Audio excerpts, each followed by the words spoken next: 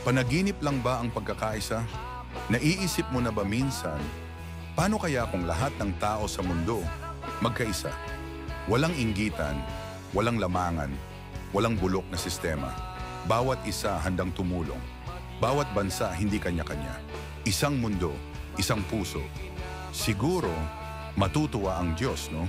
Siguro, wala nang magugutom, wala nang inaapi. Wala nang umiiyak sa gabi dahil sa gutom, dahil sa takot. Pero, mangyayari kaya to? O panaginip lang? Cut to isang lalaking naglalakad mag-isa sa kalsada, may background ng kaguluhan, tapos tumingin siya sa langit. Baka nga panaginip lang, pero kung magsisimula tayo sa sarili, kung pipiliin nating gumawa ng tama, magmahal, tumulong at kumilos kahit walang kapalit, baka unti-unting magising ang mundo.